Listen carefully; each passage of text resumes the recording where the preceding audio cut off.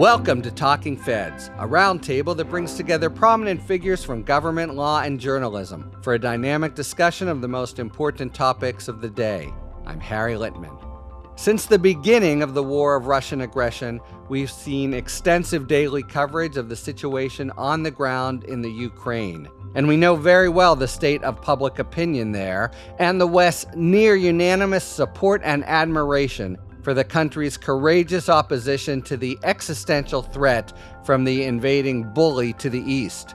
By contrast, we know very little definitive of the information landscape and state of public opinion of the Russian people.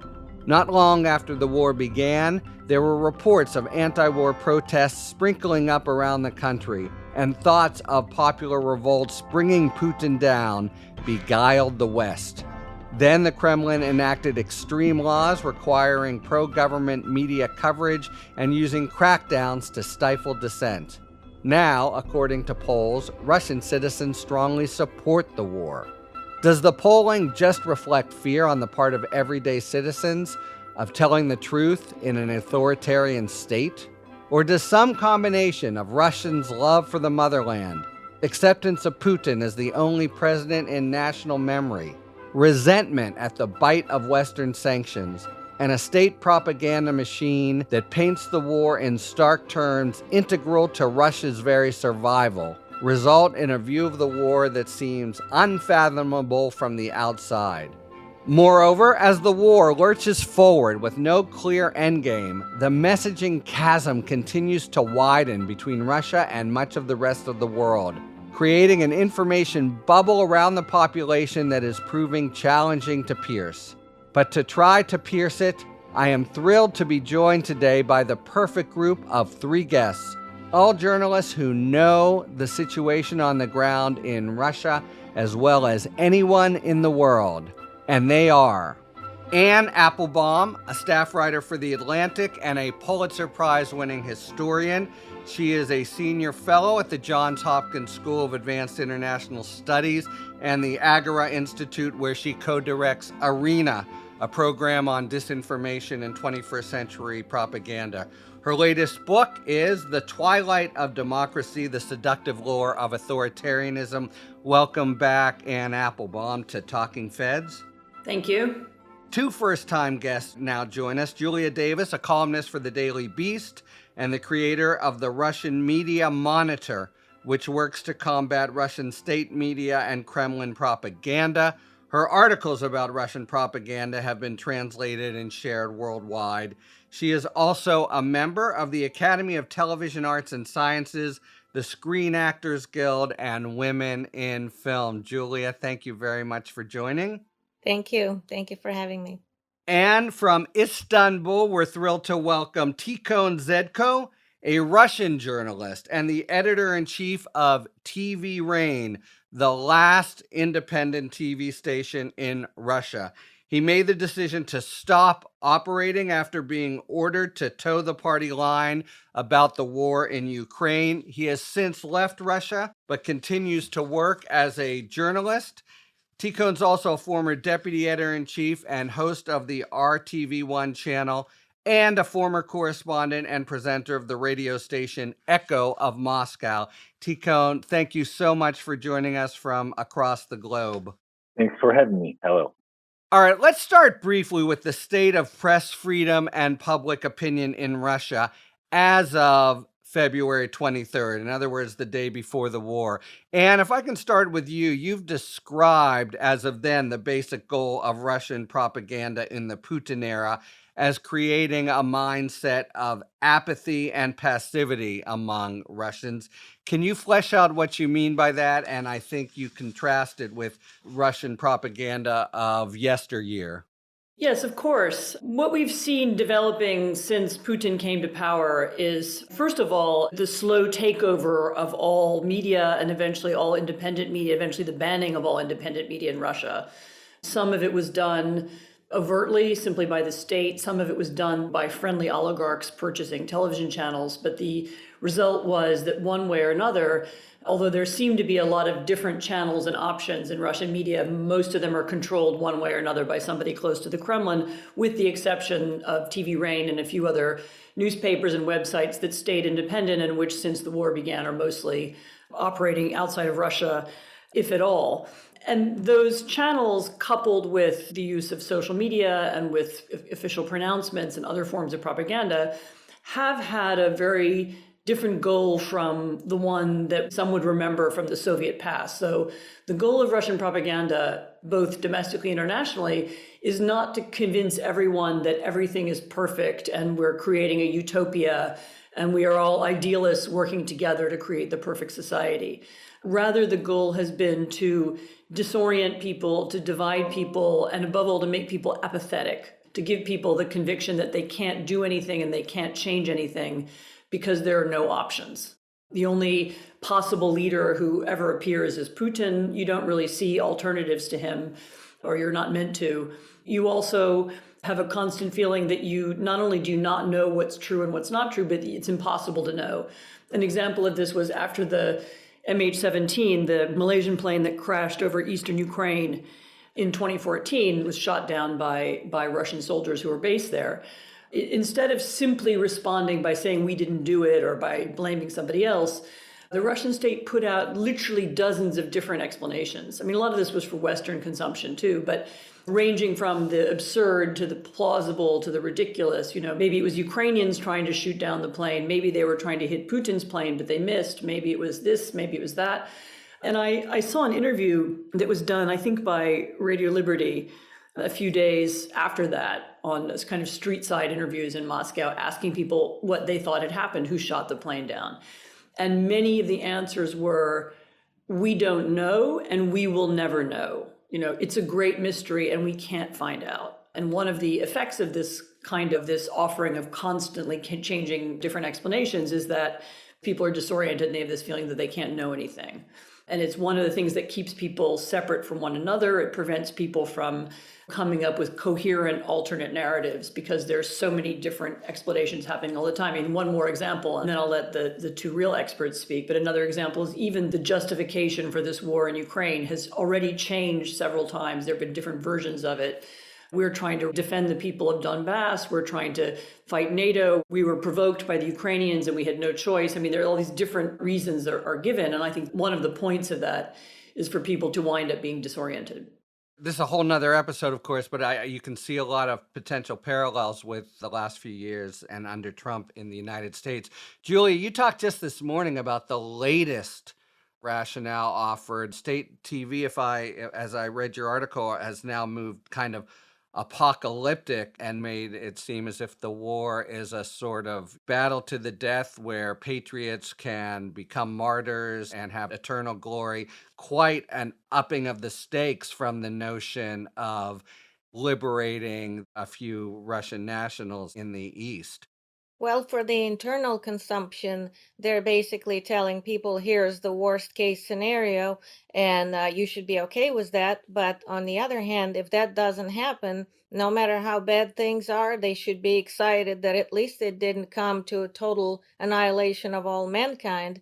And they're actually shaming people for wanting peaceful, comfortable life, telling them why should we have a better life than our grandparents did. So essentially, that's the messaging there. And for foreign audiences, they're trying to scare off the West from continuing to help Ukraine by threatening them with nuclear weapons, which is basically all that Putin has left. It's energy wars or threatening nuclear attacks. Hopefully, he's not insane enough to actually do it, but this is why they're threatening everyone with that. And to what Anne brought up, I wanted to mention the MH17. As far as Russian state propaganda, that was such a marvelous moment in time that I actually created my very first video for the Russian Media Monitor back then because it was remarkable. They had the same host on state TV who first told the story about the so-called rebels, which are totally Russia-controlled fake separatist in Ukraine who boasted about shooting down another Ukrainian plane. They showed a video of MH17 going down. Then the same anchor wearing the same outfit came out and tell a completely different story that Ukrainians shut down this plane, and it had shown the same video again. Part of it is they don't expect their audiences to question this, just to blindly accept it and not think about it, just totally disrespecting the Russians that are watching that, because they're telling them completely different stories in the span of literally half an hour, and they're expected to side with whatever they're selling, and if they don't, then they tell them they're not patriotic enough. And that's another thing that's really changed in the last few years. They started telling them that propaganda is actually good and all information sharing is propaganda. So if Russia is selling propaganda and the West instead of the news, that's also only propaganda, then it's only patriotic for the Russians to side with their propaganda. And like Anne said, there is no truth, it's all propaganda. And if you're a good patriot, then you will side with our propaganda. So that's basically their approach right now. Tico, and I wanted to pick up on both those comments, and assuming you agree with Anne's portrayal of the state of propaganda just before the war. So now the war begins. There's initially a noteworthy wave of dissent. Some 15,000 people are arrested. We were all looking at it expectantly, hoping it might spread.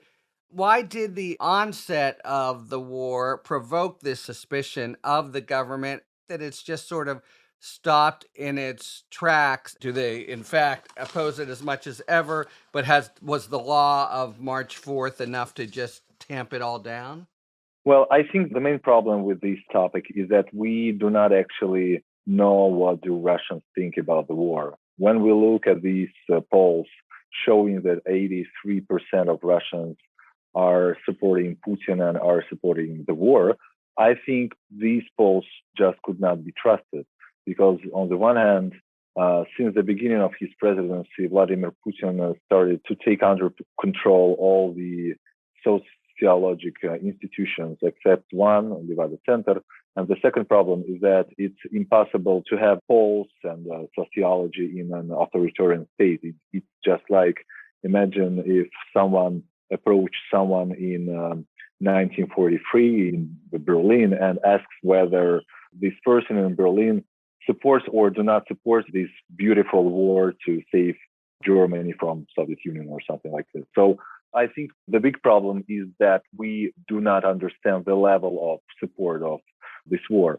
And I think that this level is much higher than it is presented by state propaganda and by Russian officials. But the other important thing we need to understand is that this war did not come out of nowhere. There was a huge process over the last 20, 22, 23 years. And one of the first things Putin did when he became a president, he started to take under control, just like Anne said now, TV stations. One of his first actions was to take under control NTV, and he started to manipulate with people's minds. And the situation with repression was becoming worse and worse in Russia. Over last 2 years, Russian society is really depressed. First, because of the COVID, and the government did not support people. The government used COVID to put more repressions. For example, all the rallies are forbidden in Russia because, as government says, it is not safe to protest in the street because of the COVID. And on the other hand, last 2 years were really strong when we are talking about the repressions. More than 120 journalists and the media were designated as so-called foreign agents. Alexei Navalny, the leader of opposition, was arrested and his infrastructure was destroyed, and a lot of his supporters were arrested or were forced to leave the country. So Russia came to the February 24th in the atmosphere of fear. And then when this law about so-called fakes about Russian military was adopted, people just understand that they are afraid of losing their jobs, or they are afraid of going to jail. So that's why I think it could seem that Russian society is silent, but there is a lot of explanation to it.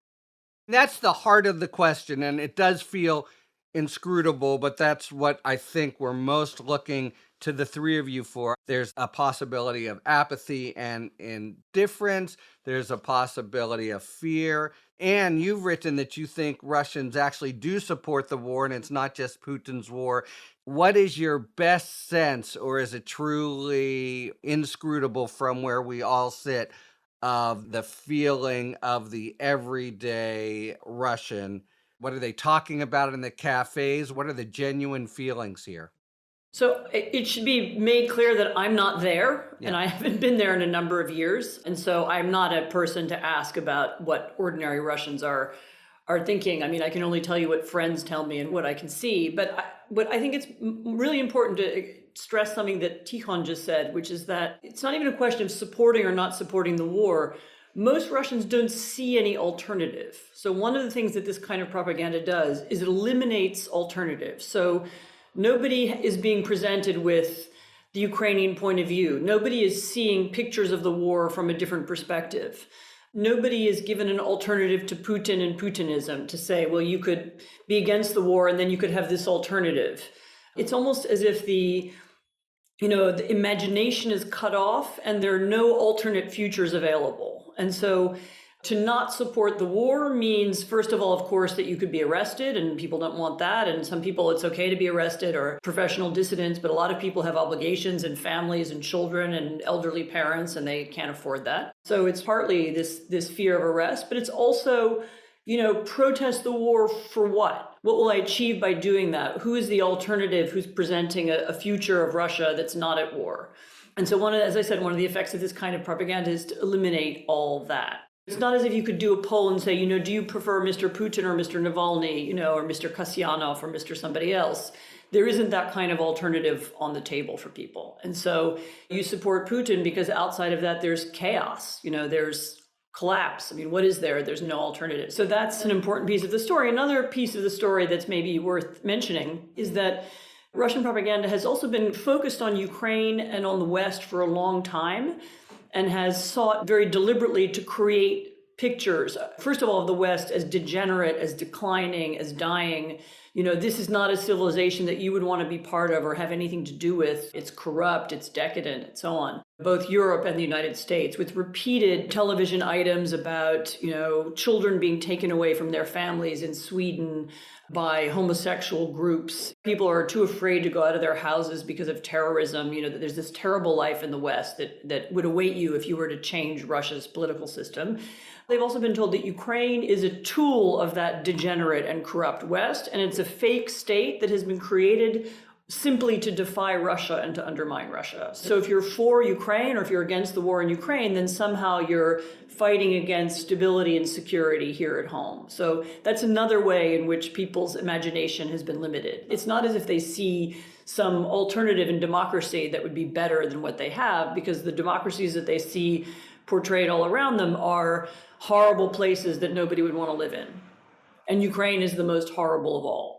Some evidence of that, by the way, is I was just in Ukraine 10 days ago, and we were told by military people there who had been in some of the villages that have now been liberated, and were describing what people said about the Russian soldiers who came in. Many of them came in and were surprised to discover, the Ukrainians live in brick houses and they own laptops, and they're much richer than they expected because they've been told that Ukraine is this dying, degenerate, impoverished society that is, the anti-Russia that's trying to undermine Russia. So the absence of alternatives, the creation of the West and of Ukraine as these disastrous societies, that also plays a role. And that's also why it's so hard for me to tell you what the average Russian thinks, because the average Russian doesn't know that there could be something better, or if they do know, they're likely to be afraid to say so.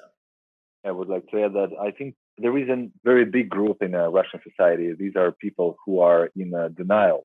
They could understand everything. They could get information from the independent sources, but on some levels, they are not ready to admit that their government is doing terrible things. I understand that it is not representative, but for example, I spoke with a lot of my subscribers on my Telegram channel after I posted information about what Russians left in Kiev region in Bucha, for example. And some of these subscribers, they were saying, I understand everything. I am against the war. I do not support Russia in its actions here, but I just don't want to believe that our soldiers could do such terrible things. If you admit that your government is sending your soldiers to kill innocent people, it just ruins your life. It has to change your life, because over the years you've been told that your government was a good government against bad fascists during the Second World War. Right. And now it seems that your government is becoming this fascist government, which means that you have to do something, and you have to ask yourself, what am I going to do? And you don't have an answer to this question, because if an answer to go and protest, you could face up to 15 years in jail. So that's why, as long as I understand, a lot of people, they choose not to do anything. They could probably understand what is happening. They could be against the war, but they prefer to sit tight and not do anything.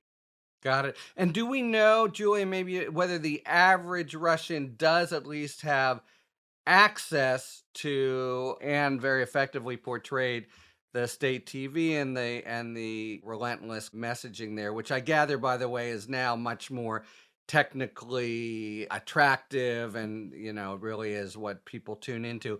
But has everyone have the ability, more or less, maybe by asking their kids the way we do on social media, to at least hear the ostensible stories on the other side? Well, they are a very sophisticated nation in terms of using different electronic devices. Many of them have VPNs.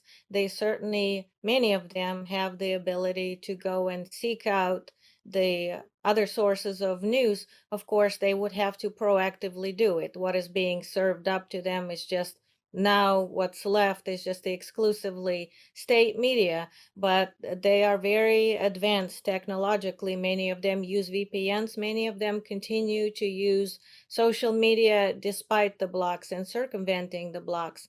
What I found very telling is the state TV propagandists that run in as pro-Putin circles, as you can imagine. And sometimes they say very revealing things.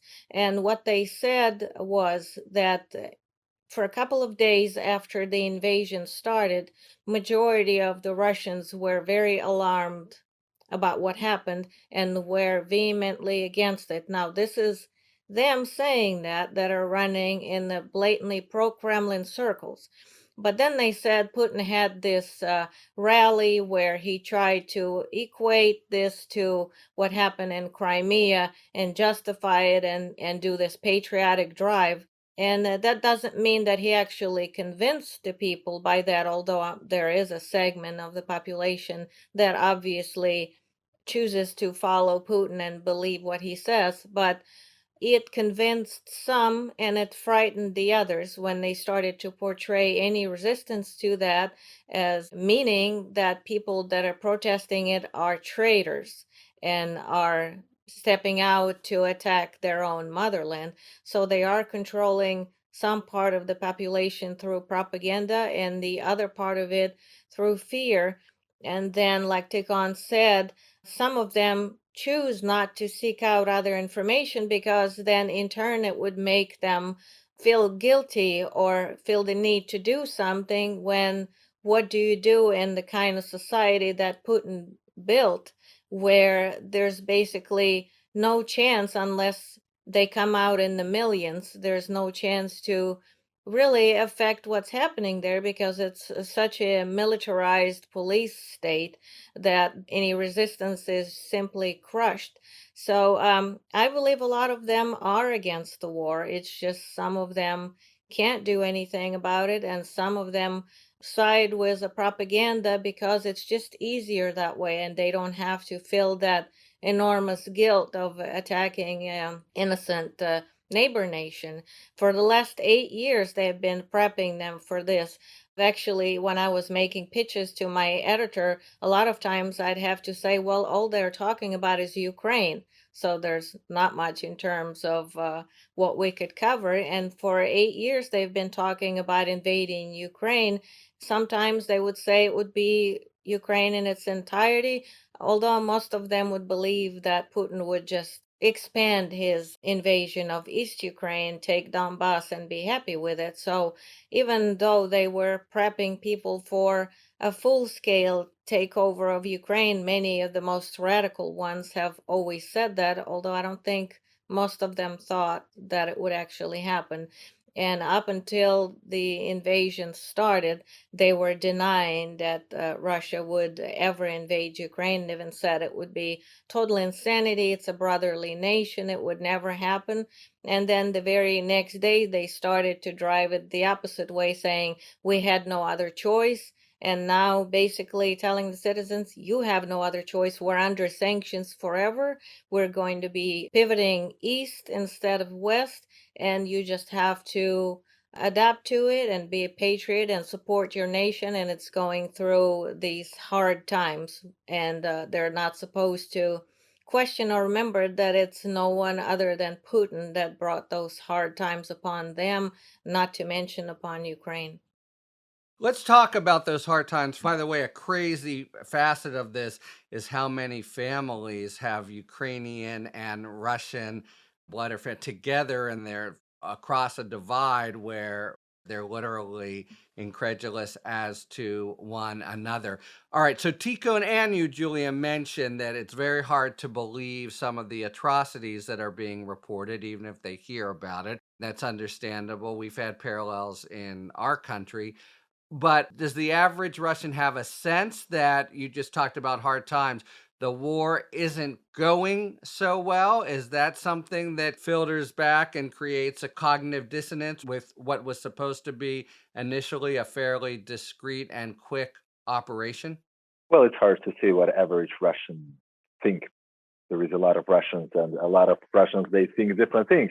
Always a standing problem, agree. Yeah, but I think it depends on where do these people get information. If they get information only from the state propaganda, they would think that since the beginning, this is what was planned by Russian Minister of Defense and the Russian Army, left Kiev region and Chernihiv region, not because it was defeated there, but because it was a plan, and now it's the second stage of the special military operation to take under control eastern Ukraine and southern Ukraine, and everything is going well, etc., etc. But those who get information from independent sources, of course, they understand that everything is not going well. Julia just mentioned that a lot of people are using VPN, and the level of users of a VPN is really high. For example, Russian independent website Medusa, which was blocked first days of the war, just like TV Rain and others, they started to tell their readers to download and use VPNs several months ago, and now their audience is growing, though the website is blocked. That's because a lot of Russians are using VPN services. So those who are getting information from independent sources, of course, they understand what is happening. They are following the war. Do they credit it, or do they just think of it as Western propaganda? No, of course they believe it. Those who believe in independent information, they perfectly understand what is happening. They do not support the war. They understand that the war is not going well, etc., etc. But again, most of them think that they could not do anything with it, because if they try to do anything, they would be arrested or something else. Are arrests still happening on the ground with some frequency? Yes, absolutely. Absolutely. For example, just a few days ago, famous Russian political activist Vladimir Karmurza was arrested in Moscow, and he was accused of spreading fake news information about Russian military in the Senate of state of Arizona, I guess, or somewhere else. No, the situation with this is so similar to what we saw 2 years ago in Belarus. Because, for example, just a few days ago, someone was arrested in Moscow and was fined for like $500 for wearing white, blue sneakers. And it was designated as a support of Ukraine, which means it was designated as a spread of fake news information about Russian military, which is just sneakers, just shoes. But we get information about arrests every day. I mean, not all of them are arrests for 5 or 10 years, just a few. But people are being detained and pay money for it, or they spend 10 to 15 days in a prison. Julia mentioned the sanctions. What about those? So we read that they've really visited privations on many Russians. The ruble value is down 50%. So I could imagine that plays into an overall dynamic of resentment toward the West and support of the motherland. Do you have a sense that that's a very big factor, again, on the ground? My sense about the sanctions, which is again based on reporting and conversation, I'm not in Russia. Yeah. My sense about the sanctions is that they have not affected everybody equally. If you're somebody who worked for a Western company or you used Western products or you're in Moscow, you were more affected by it and you're more aware of it. My understanding, though, is that if you're active in a different part of the economy, then you may not notice that much, or you certainly haven't felt any kind of shock. I mean, there might be a slow deterioration of your standard of living over time, or there are less things available to buy, or there isn't something that you would have noticed from one day to the next. I'm worried about the sanctions because we in the United States and Europe have been sort of patting ourselves on the back about how great they are and how really tough they are, and this time they're really real. And I'm not sure that that's the case in the sense that they're felt by ordinary people.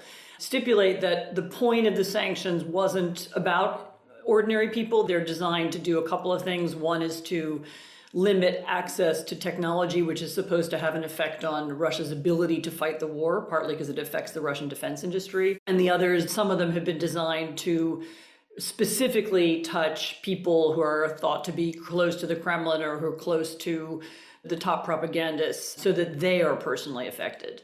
So they weren't deliberately designed to affect many people, but nevertheless, the expectation that sanctions would somehow revolutionize how ordinary people think, I don't think if people were expecting that, and I'm not sure that the people who are designing them were, but I don't think that's been met.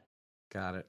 Tikhon, you were invited to speak to President Zelensky in an interview targeted toward the Russian people, which is amazing, by the way, and quite a tribute to your unique stature within Russia. Do you have any sense about to what extent that got through? Well, there is a special operation, I would say, not to let a lot of Russians watch this interview, because 1 hour before we published the interview, Roskomnadzor, a Russian regulator on media, really the statement saying that it is not good for Russian media to even quote this interview, which is absurd because they haven't seen the interview and they didn't know what was in this interview, but they were absolutely sure that they should not let Russians watch this interview. I don't know the exact numbers because it was published on several media outlets, on our TV YouTube channel, on Medusa, and on all the others. But a lot of people watched this interview. The problem is that I'm pretty sure that those who watch this interview, they are getting information from the independent sources, and they did not see anything new from the interview with Mr. Zelensky. And the most important thing now is to reach those who are not usually getting information from the independent sources, because that's how the society could be changed.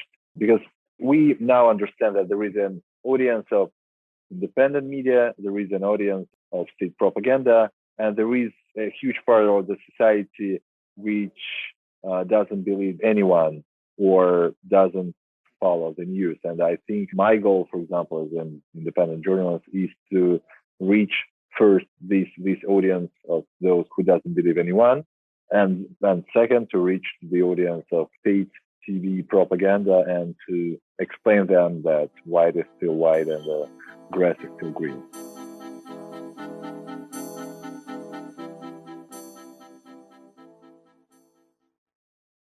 All right, it is now time for a spirited debate brought to you by our sponsor, Total Wine and More.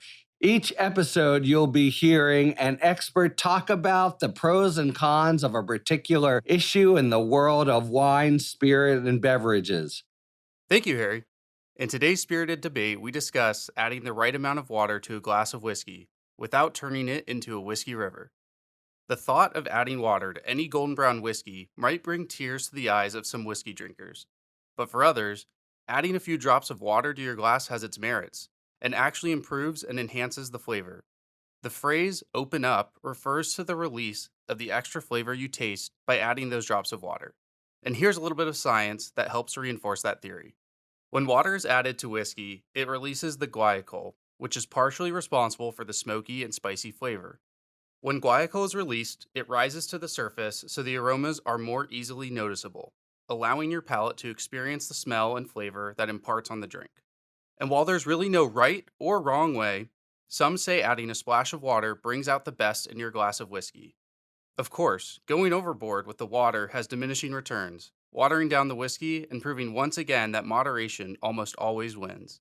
So the next time you're thirsting for a little experimenting of your own, stop into your local Total Wine & More for a whiskey selection that suits every budget.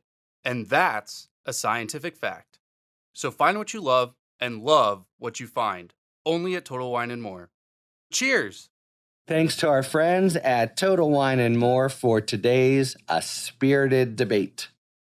Okay, let's try to look ahead and take a few moments in closing on the sort of what is to be done question, especially because it's beginning to look that, none of us is military experts or prognosticators, but there's a strong possibility that this goes on and on and on. What else should be done from the outside to try to pierce the information bubble or influence the public opinion within Russia? What else should Western allies be doing? Western press be doing? It feels as if, at first it was kind of reactive, but now we're settling into a long slog. Is there something more that you think people in either T-Cone's position or back here ought to be thinking about? If you're asking me, I think one of the most important things is not to show to all the Russians that they have to be punished for this war. For example, when I see that some of my friends, there is famous Russian independent journalists who fled the country, they are experiencing just a small thing, but still, they are experiencing problem with their bank accounts in Germany because their bank accounts are blocked because they hold Russian passports. I think it's not the right thing to do, because if you create a situation when there are Russians and there is another part of the world, it could happen that even those Russians who, for example, oppose the war, if they are discriminated because of being Russian, they would have to decide whether continue to be independent, or maybe some of them would support Kremlin because it's the only way to survive. I think it's very sensitive moment. On the one hand, of course, there is this huge discussion about responsibility of all the Russians who did not do enough to not let Putin start the war, etc., etc. On the other hand, again, there is a huge number of people who oppose the war, who are trying to do something.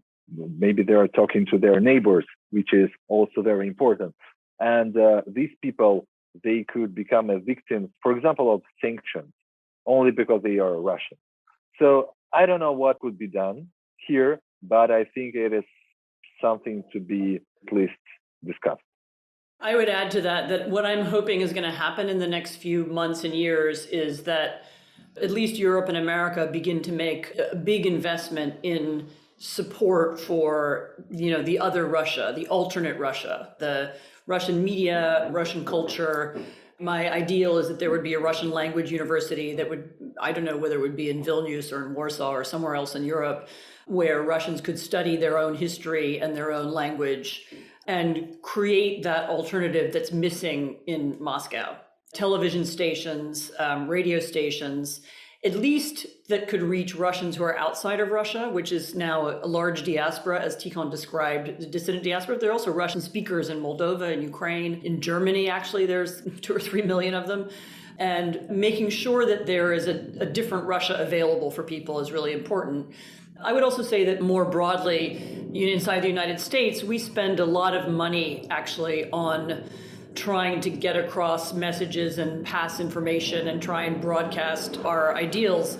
And mostly it's divided up into lots of different places and pockets inside the US government. It's not very well organized, I would say. I mean, we have the foreign language broadcasting, we have various pieces of the government that study foreign propaganda. We have public diplomacy, but they don't all necessarily work together. And I'd like to see a lot more thought going into how we can do that better. But support for not for Americans speaking Russian or American organized Russian publications, but support for Russians is really the key to that. And I hope that continues. I'm reminded a little of the life of Russians in the diaspora of the 20s and 30s in Europe and their very strong culture that kept alive general protests of the new communist regime. Julia, any sort of thoughts as we move to a much longer horizon? Does Russia approach China now and look to it for support? Is it truly isolated as a pariah state on the order of North Korea and Iraq? What should people who are caring about trying to influence this situation on the ground be thinking longer range? Well, the way Russia itself is framing it is they're definitely turning away from the West. They portray to their citizens, though, that the majority of the global population is with them, just numerically speaking, when they're counting India and China as their supporters. So they are portraying it that way. They were talking about the ambassador from Bahrain, who is said to be pro-Russian, which is traditionally allied with the United States. But as far as spreading the message, the key to it is definitely through Russians themselves. For example, when prominent Russians leave Russia because of their opposition to the war, the best thing we could do is amplify their voices, let them speak to our media outlets or whatever outlets there could be, and amplify what they have to say, because that has the best chance of being heard and received back in Russia, where they could speak in detail as to what prompted them to leave, what prompted them to oppose the war, how they see this war, and getting the Russians inside of Russia to hear that is more likely than to have us preaching at them. And also, the state media has refocused its coverage lately. Instead of hiding what is being said in the West, they're actually showing a lot of what is being said in the West just so they could try to discredit it. So now they're hearing a lot more about what's truly being said. And for example, Lloyd Austin's statements were translated and broadcast almost in their entirety, in spite of him specifically saying that Russia invaded Ukraine and has to be held accountable, and the whole West is united in helping Ukraine defend itself, which is now prompting them to describe all of the countries that are helping Ukraine as the collective Hitler.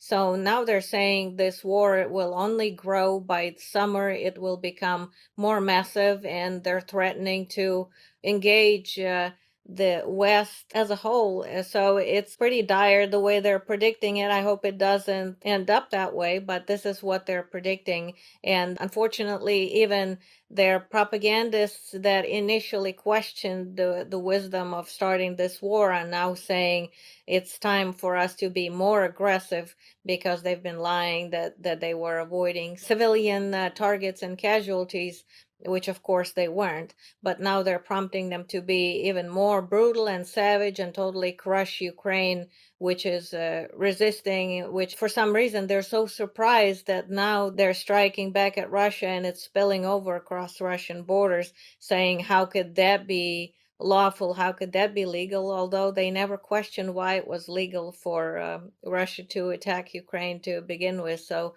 it's very Orwellian, and people are called by the state media not to question. But the key here is to give those questioning it a bigger platform and amplify it by every means at our disposal. It's been an incredibly illuminating conversation. I know each of you feels that you're limited in what you know about inside, but in the world of the blind, the one-eyed man is king as it goes. And really, it's hugely helpful, interesting. And Tikhon, I just want to say, kudos and props for the courageous work you continue to do.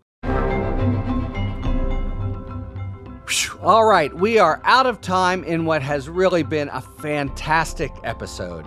Thank you very much to Ann Applebaum, Tikhon Zedko, and Julia Davis. And thank you very much, listeners, for tuning in to Talking Feds.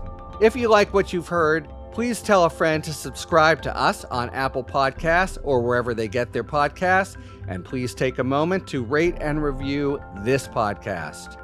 We are available on the Spectrum News app, which provides local stories, weather, and information that matter to you and your community. Download the Spectrum News app on your Apple or Android device. And we also now have our own YouTube channel where you can find video content, including our latest Talking Books series. You can follow us on Twitter @TalkingFedsPod to find out about future episodes and other Feds-related content. And you can look to see our latest offerings on Patreon, where we post one-on-one discussions with national experts on a variety of topics. Just in the last few days, we posted discussions with Jonathan Haidt about the effects of social media on society, and with Jessica Bruder about the rapidly changing landscape for abortion care in anticipation of the Supreme Court's historic decision coming next month. So, there's a wealth of great stuff there. You can go look to see what we've got and decide if you might like to subscribe. Submit your questions to questions@talkingfeds.com, whether it's for Talking 5 or general questions about the inner workings of the legal system for our sidebar segments. Thanks for tuning in. And don't worry, as long as you need answers, the Feds will keep talking. Talking Feds is produced by Mal Meliez, associate producer Olivia Henriksen, sound engineering by Matt McArdle. Adam Macias is our consulting editor. Rosie Dawn Griffin and David Lieberman are our contributing writers. Production assistance by Rhea Cohen-Gilbert, Kalena Tano, and Emma Maynard. Our gratitude goes out, as always, to the amazing Philip Glass, who graciously lets us use his music. Talking Feds is a production of Delito LLC. I'm Harry Littman. Talk to you later.